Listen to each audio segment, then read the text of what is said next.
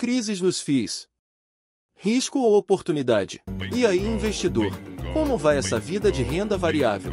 Hoje gostaria de compartilhar com você algumas reflexões sobre fundos imobiliários. Com certeza você deve ter alguns desses fundos imobiliários que tiveram grandes quedas nesse ano, e em algum momento ficou preocupado com a recuperação do valor dessas cotas, que, afinal das contas, são o nosso suado patrimônio. Esses fundos que caíram até 80% do topo até o fundo, agora podem ser uma boa oportunidade? Era para ser divertido e pagar um bom dividendo mensal, que por sua vez vamos reinvestindo para receber um dividendo ainda maior, não é mesmo?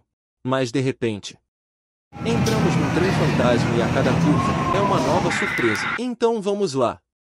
Iniciamos com o primeiro grupo de fundos, do Grupo Hectare, que vem causando grande polêmica no mundo dos fundos imobiliários, no início pelos altos rendimentos. Oi, mas tem mais um para a gente encerrar com chave de ouro, Dividend Yield, nos últimos 24 meses. Então, considerando o rendimento pago em 24 meses, é muito. E usando o valor patrimonial como base. Melhor até do que o valor, né? Olha aí! 34, olha aí! Quase 35% para a gente fechar aqui com chave de ouro, HGRU 14,24%. Olha aí! Então, temos aqui HCTR, olha aí! campeão da Copa Sul do FIIs 2021. Agora eu quero ver. E depois por uma queda alucinante. No vídeo de hoje a gente vai comentar sobre um dos fundos imobiliários mais polêmicos da Bolsa, que está desabando, melhor, desabou na data de hoje. Tá? A gente está falando aqui do HCTR11, que já acumulou uma queda de mais de 60% em um ano. Como podemos ver, essas pegadinhas não são apenas para os novatos. No caso do HCTR, além dos altos proventos, havia um shopping popular dentro do fundo que eu achei uma excelente ideia, o Circuito de Compras, ou Feira da Madrugada, que fica no Brás, em São Paulo. Quem é que não tem aquela parenta que vai comprar roupa em São Paulo para revender no interior? E do Brasil inteiro, quantas caravanas não chegam lá todo dia para fazer compras? Ótimo negócio, não é mesmo? Pois é, mas esse shopping também deu a maior encrenca, isso não se faz, Ernesto. E os outros fundos do Grupo Hectare, DEVA 11, VSLH 11 e TORD 11 foram pelo mesmo caminho, visto que são compostos em boa parte dos mesmos ativos, nos fazendo aprender a lição sobre a descorrelação dos ativos na prática. A ideia desse vídeo começou quando fui dar uma espiadinha no Versalhes, VSLH 11, que subiu o pagamento de 3 para 4 centavos por cota nesse mês, um acréscimo de 33,3% no rendimento, negociando a apenas R$ 3,55 a cota agora em meados de novembro, ou 1/3 do seu valor patrimonial. Mas logo no início do seu relatório gerencial somos informados que apenas 7% dos CRIs estão adimplentes, 15,1% estão em prazo de carência, 9,2% inadimplentes em execução e estrondosos 49,1% estão inadimplentes pendentes de negociação.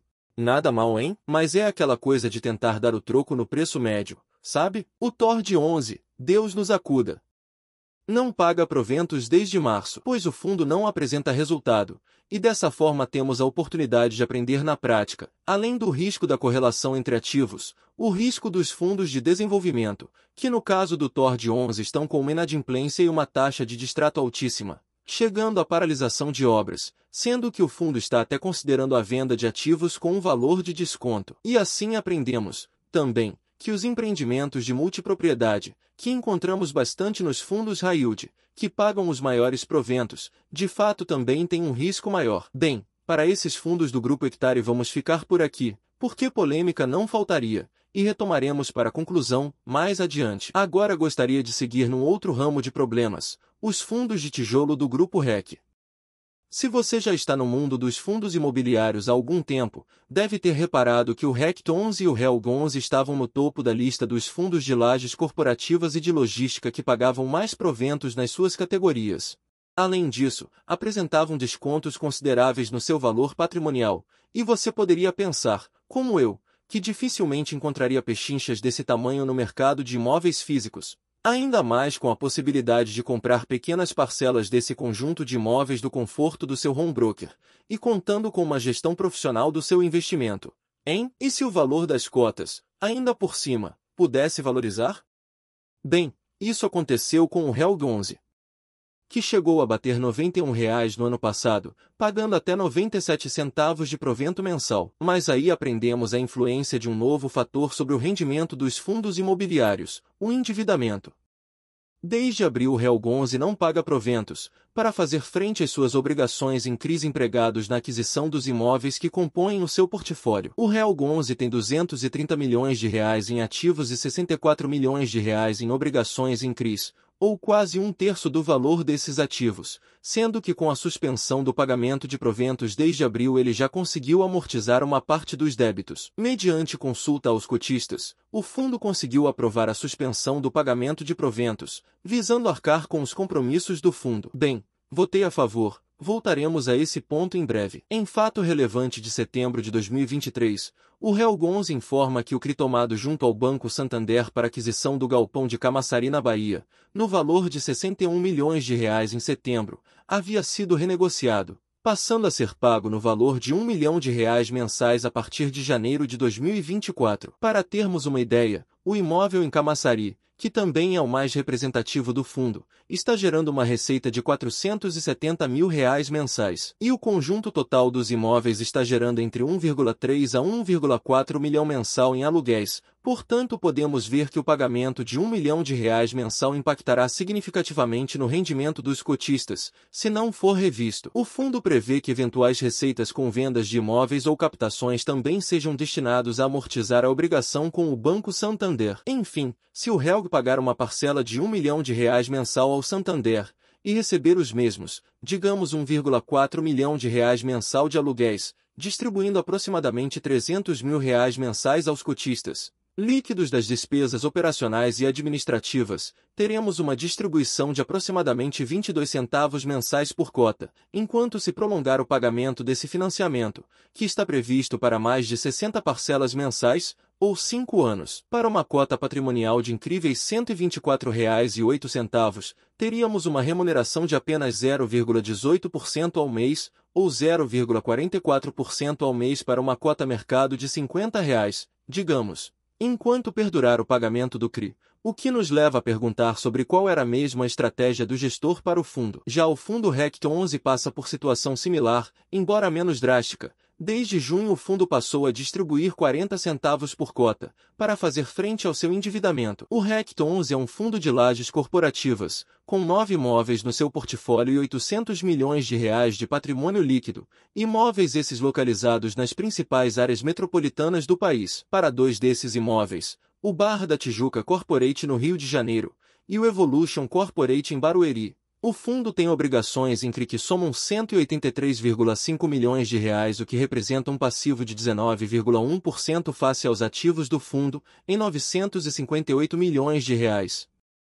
O pagamento destes CRIs está previsto para encerrar em 2034, portanto temos mais 10 anos com essas obrigações pela frente. Claro que podem ocorrer vendas de imóveis ou novas captações que alterem a situação desses passivos.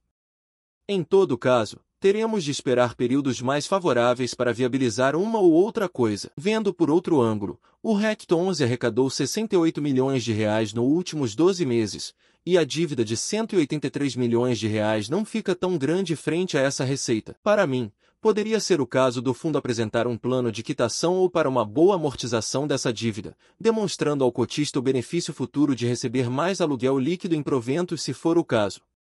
Seria de se analisar considerando também que em um fundo de tijolo recebemos proventos livres de impostos e atualizados pela inflação. E numa dessas, poderíamos estar fazendo um bom negócio. O RECT 11 apresenta uma previsão de recebimento na faixa de R$ 6 milhões mensal para o próximo ano, mas para mim o X da questão seria demonstrar, em proventos, o benefício de estarmos adiantando o pagamento dos passivos hoje. Nesse caso, passaríamos de uma situação de pagadores de dívida a investidores de médio ou longo prazo de fato. Não sei você, mas já ouvi falarem por aí num tal custo de oportunidade, e seria interessante se os fundos imobiliários, que afinal não são mais do que condomínios de investimento, demonstrassem aos seus cotistas propostas de rentabilidades futuras, mediante os investimentos presentes. Outros fundos de tijolo em situação similar seriam o SARI 11 e o BLMG 11, com alavancagens na razão dos passivos frente aos ativos de 25% e de incríveis 65% respectivamente. Os proventos desses fundos nos últimos meses vêm sendo decrescentes, e o BLMG11 figura neste momento como o maior pagador de proventos na prestigiada categoria de fundos logísticos, com incríveis 16,4% nos últimos 12 meses. Essa rentabilidade é favorecida pela queda no valor da cota, que vem acontecendo à medida que os proventos também vêm decrescendo. Mas a grande questão que me ocorre é a seguinte: a partir de qual ponto o investimento se torna rentável? Considerando que a dívida do fundo está sendo abatida, a rentabilidade futura será maior. Enfim, o objetivo desse vídeo é mostrar que todos esses fundos nos apresentam situações desafiadoras que talvez não prevíamos no início da nossa jornada nos fundos imobiliários, eles que por sua vez também são um produto de investimento bastante novo. Eu acho que nenhum desses fundos que citamos tem mais de 5 anos de vida, mesmo alguns deles já tendo um porte considerável e sendo bem conhecidos do público em geral. Estamos desenvolvendo juntos nosso conhecimento sobre fundos imobiliários, e a cada dia vamos nos aproximando mais da assertividade de todo o conhecimento que precisamos para prosseguirmos investindo nessa indústria tão estimulante, que tem tudo para ganhar ainda mais o gosto do brasileiro, embora no momento estejamos enfrentando esses desafios. Analisar é aprender. Se gostou do vídeo, deixe o seu like e inscreva-se nesse canal. Será um prazer produzir novos conteúdos que possam contribuir com a sua educação financeira. E até breve!